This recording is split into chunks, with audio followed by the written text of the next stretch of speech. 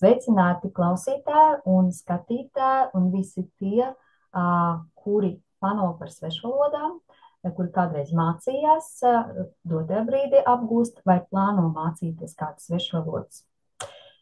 Šodien es, Linda Damova, neirovalodas kouče un angļu valodas pasniedzēja, un Dace Siliņa, vācu valodas koče un personības izaugsmes trenere. Un mēs šodien stāstīsim par to, kas ir svešvalodu, jeb neirovalodas coachings un kādi ir no tā iegūmi, kādas ir atšķirības starp standarta valodu mācīšanos. Un, jā, mazliet arī ieskatīsimies vēsturē, kā tas ir radies. tad, Dace, sāksim ar svešvalodu coachingu, jeb ar pašu coachingu. Kas ir coachings? Jā, man šķiet, ka ir svarīgi sākt ar pašu terminu coachings, jo mēs runājam nevis par mācīšanos, bet par svešvalodu coachingu. Un tātad coachings tas ir radies sākotnēji sportā.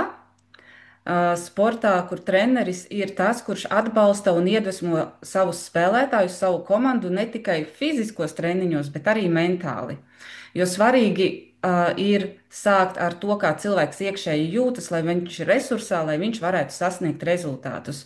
Un tā tad Harvardas Universitātes profesors, kas bija liels sporta, tenisa, golfa piekritējs un fans Timotijs Golvejs, sāka pētīt šo Pieju. šo pieeju, jā, teiksim tā, kā tas strādā sportā. Un vēlāk, jau 90. gados, tika šī pieeja pārnesta arī uz biznesa vidi. Tad, kad cilvēkiem biznesā sāka palīdzēt sasniegt mērķus ar coachinga stratēģijām. Tad, izvirzīt mērķus, sasniegt mērķus un jā, realizēties. Un pēc tam vēlāk tas tika pārnests arī uz ikdienu, jā, kas mums ir lifestyle coachings. Jā. Un arī šodien svešvalodu apgūvē arī pielieto šo metodi, un kā jau tu minēji, jo šī metode palīdz nodefinēt savus mērķus, izprast savas stiprās un vājās puses un ieraudzīt to ceļu. Un koča uzdevums ir būt līdzās, dalīties ar zināšanām, atbalstīt un palīdzēt māceklim sasniegt savus mērķus. Super. Nu, pastāst, Linda, kādi tad ir iegūmi, ja mēs mācāmies ar coachinga pieeju valodu? Mhm. Jā, nu, pirmkārt, kā tu jau minēji, kad coachings ir par mērķu definēšanu, tad mēs skaidri apzināmies, ko mēs darām un kāpēc mēs to darām. Tas ir pirmais, jo mindfulness, to, ko piemin, jā, šī coaching pieeja, jeb apzinātība, ir ļoti svarīga iekšēja izaugsme, jebkurā jomā, arī svešvalodā apgūs jomā. Otrais, protams, šis stress, jo runājot svešvalodu, apgūstot svešvalodas, mēs pakļaujam savas smadzenes zināmām stresam, jo tas ir tāpat kā uzkāpt uz skatuves, uzvilkt tērpu un spēlēt kādu lomu. Un daudz cilvēki netiek galā ar šo stresu, jo šodien sabiedrība pieprasa svešvalodu zināšanas, ja, un tas arī viņus dzen izmisumā. Ja. Tad ar šīs pieejas palīdzību mēs kā koči, kā treneri, arī apzinoties katra cilvēka potenciālu, palīdzam mazināt šo stresu un pieņemt sevi šajā svešvalodā. Arī runājot par neirozinātni,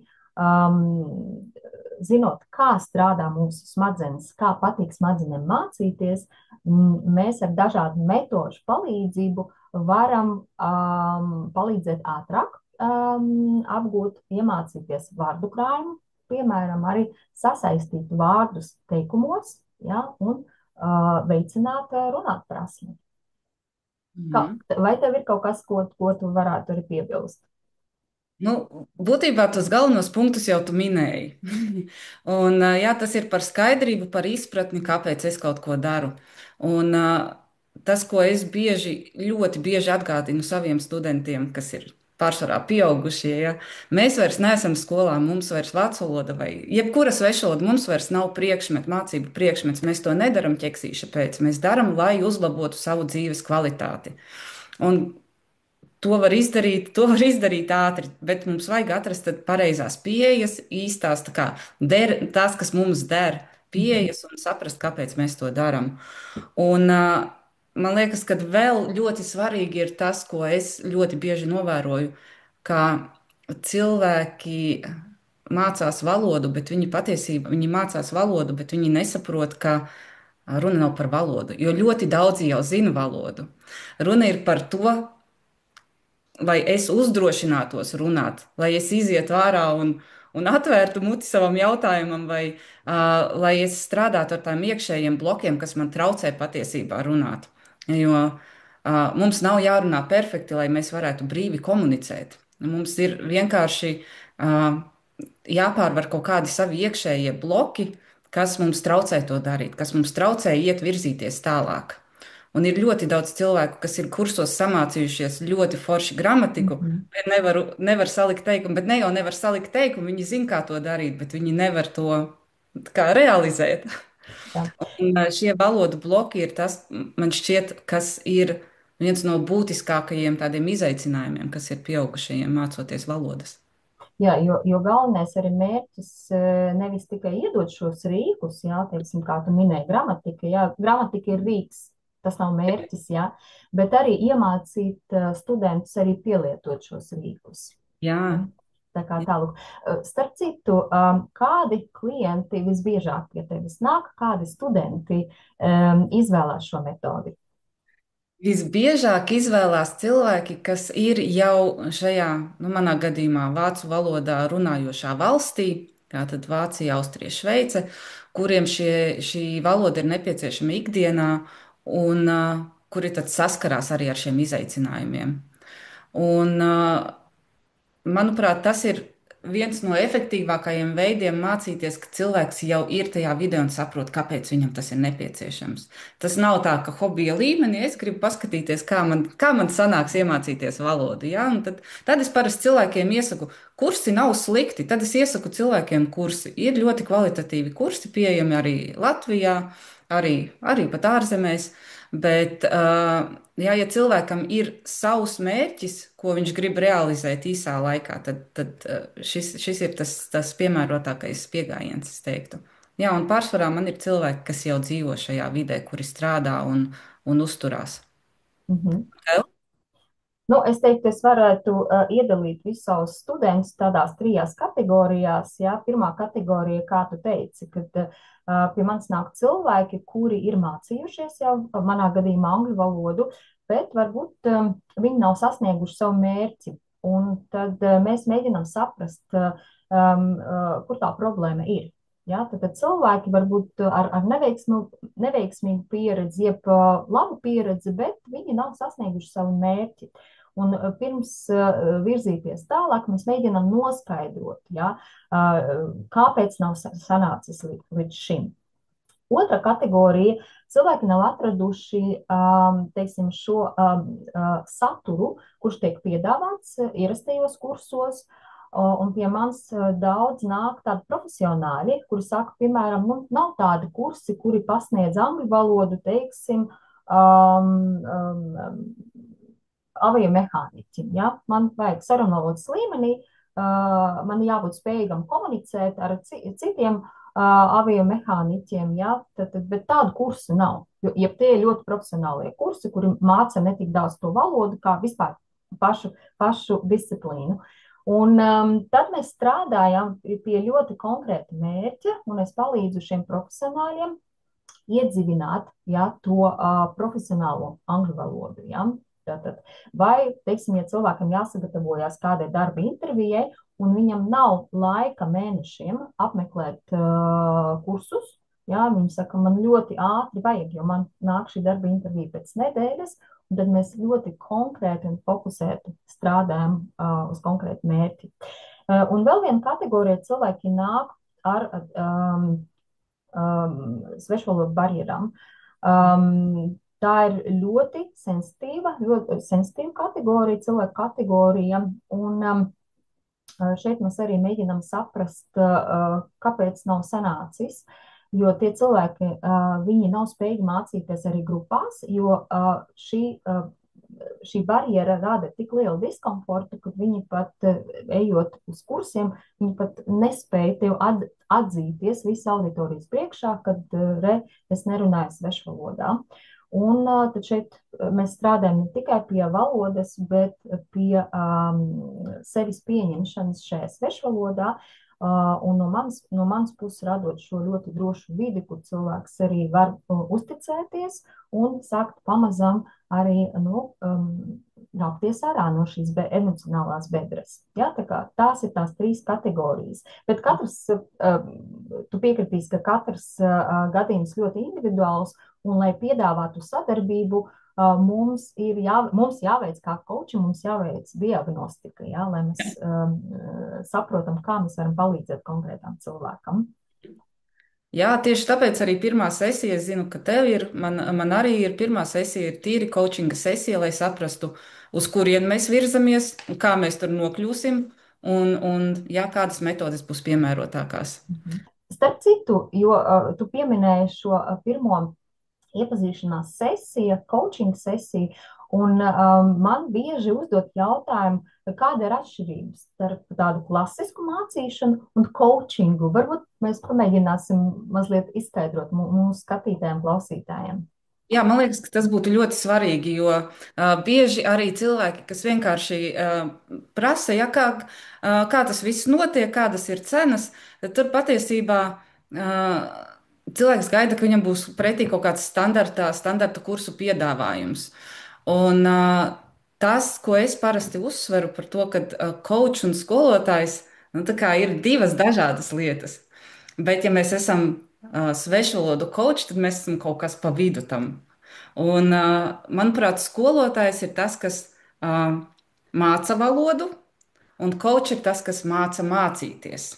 Un tātad svešvalodu coach būs tas, kurš māca mācīties valodu. Jā, tev ir kurs, jā, mācāmies, kā viņš saucās, mācāmies svešvalodas. Mācāmies mācīties svešvalodas, jā. Tieši tā, un tas ir par to, ka mēs ne tikai dodam valodu, mēs ne tikai dodam metodes, bet mēs cilvēkam pašam ļaujam arī iemācīties, jo tā būs prasme, ko viņš pēc tam vēl varēs pielietot citās svešvalodās, citās prasmēs, jo viņam būs informācija, kā viņš efektīvāk var apgūt jaunas lietas.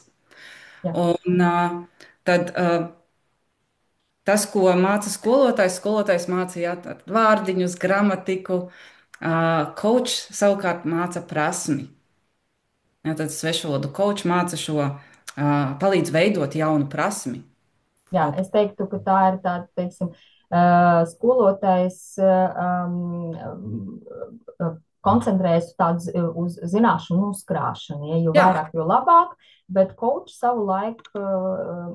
savukārt palīdz iemācīties pielietot šīs zināšanas. Ja? Tad mēs nevis akumulējam šīs zināšanas, bet mēs uzreiz iedarbinam un liekam tās zināšanas praksē. Tā ir viena no atšķirībām. Jā, un kā es arī teiktu, ka tur ir atšķirība mācīšana. Nē, mēs nemācam, mēs nododam zināšanas mūsu studentiem, jo katrs cilvēks ir ļoti unikāls. Un tā koordināta karte katram ir absolūti savādāka, un viņš arī katrs cilvēks individuāli uztver informāciju, un mums kā coacham ir jāsaprot, kas tas par cilvēku, kas tas par mācīšanu tipu, kā labāk mēs varam nodot šo informāciju, bet tā pašā laikā neuzspiežot ne savu viedokli, ne savu formu. Ja, tad ļaujot cilvēkam iemācīties pašam. Tieši tā, tieši tā. Kas man vēl liekas vēl svarīgi, ir tas, ka cilvēki ir no skolas vēl ar to veco failu, kad ir pareizi un nepareizi. Ja, un man liekas, ka svarīgi ir arī tas, ka skolotājs parasti ir tas, kurš labo kļūdas. Jā, ka tas nepareizi, šī tā būs pareizi. Jā. Savukārt, mēs jau vairs neesam skolā. Ja? Mums vairs nevajag kļūdas, mums ir tikai pieredzes. Ja? Un tad coach ir tas, kurš dod vai palīdz atrast šos risinājumus. Ja? Un līdz ar to svešvalodu coachinga tādā izpratnē, tad coach būs tas, kurš palīdz atrast risinājumus konkrēti ar šiem individuālajiem izaicinājumiem. At Man arī ir ļoti daudzi, kas nāk sākumā un tur atkal kļūda, tur atkal kļūda. Un es saku, nē, neskatāmies, tās nav kļūdas. Tas ir tas, ko mēs varam uzlabot. Ja, un patiesībā, ja tu pateiksi ar šo kļūdu, tad tu nepateiksi neko pilnīgi nepareizi. Tevi sapratīs un vienkārši tā kā ej uz priekšu. Ja, tas bailes, noņem šīs bailes no Jā, jo kļūdīties. tā ir pieredze, tā ir katra cilvēka individuāla pieredze. Un tikai tā mēs varam augt, jā, progresēt un Mm. tiekties uz savu mērķi. Kas vēl, man liekas, ļoti svarīga lieta, ka tā ir pielāgošanās nevis saturam, ko bieži piedāvā, nu, teiksim, tādi konkrēti klasiskie kursi, kad ir studentiem jāpielāgojas šim saturam. Nē, šeit tieši mēs pielāgojamies šim studentam, šim māceklim. Tad, jo vairāk cilvēks pastāst par sevi, jo vieglāk mums kā kočiem ir piedāvāt šo saturu, ja, kas būtu nepieciešams un kas palīdzētu sasniegt šo mērķi. Ja. Tad šeit centrā mums ir šis students, Mm. šis māceklis, nevis kaut kāda grāmata vai kaut kāda programma. Vai Mhm. piekrīti? Piekrītu. Jā, arī man nav konkrētu materiālu vai grāmatu vai darba burtnīcu, pēc kā mēs strādājam. Mēs strādājam pēc tā, kāda ir programma, kāda ir tēma un kādi ir izaicinājumi. Un ir tik daudz informācijas pieejamas gan internetā, gan mēs varam aiziet vienkārši uz grāmatnīcu un nopirkt kaut kādus uzdevumus, vingrināties. Tā kā, man liekas, to iespēju ir tik daudz, ja cilvēks atrod to savu veidu, tad viņam ir interesanti arī meklēt arī tās citas lietas vēl papildus. Ko šeit arī es varu arī pielikt klāt, kad šeit runa iet par tādu autonomiju. Kāpēc šis ir ļoti svarīgs moments, jo bieži es saku, ka šīs vadītājs būsiet jūs, es tikai sēdēšu blakus un jums palīdzēšu. Un daudziem cilvēkiem tas raisa tāds, kā tā, ne, jūs nevedīsiet šo procesu. Es saku, nē, ka tad šī pilna autonomija, mēs uzticamies arī saviem studentiem, un mēs pasakam, ka jūs būsiet šīs formulas, F1 formulas vadītājs, bet mēs tikai jums palīdzēsim nonākt līdz savam mērķim. Ja, Mm. tas ir pretēji mācīšanai, jo teiksim, ko mēs saprotam ar tādu klasisku mācīšanu, tomēr tā ir dominance, ja, kur skolotājs dominē ar savām zināšanām, ar savu pieredzi pāri mācekļiem. Ja. Mm. Tātad šeit ir cieņpilna sadarbība starp koču un šo studentu. Vai piekrīti? Es piekrītu, un ir jau arī, nu, skolotājs jau arī patiesībā nevar ielikt to valodu galvā. Ja, viņš var arī dot tās zināšanas. Tas, ko cilvēki parasti, ne visi, bet liela daļa sagaida, ka viņi tagad atnāks un viņiem tā kā atvērs un saliks tās Mhm. zināšanas. Nu, tāds nestrādā. Arī skolotājiem ir kaut kur jā, tā robeža, kur ir nepieciešams, ka tas students sāk no savas puses arī kaut ko darīt. Un, man liekas, ka coachinga tādā izpratnē ir ļoti, ļoti forši, kad mums ir tā iespēja aicināt cilvēku uzņemties šo atbildību par to, ka tas ir no viņa atkarīgs. Ja? Tas arī ir tāds, ja? Tā arī ir saruna. Tā arī ir sadarbība. Cilvēks pats uzņemas atbildību par to, kāds būs viņa rezultāts. Absolūti, jo šeit jāpiemina tas slavenais teiciens, ka valodu nevar iemācīt, valodu var tikai iemācīties. Jā, vai ne? Tā kā veiksmi mācībās un lai viss izdodas svešvalodu apguvē. Jā, lai izdodas līdz nākamajai reizei. Līdz nākamajai reizei.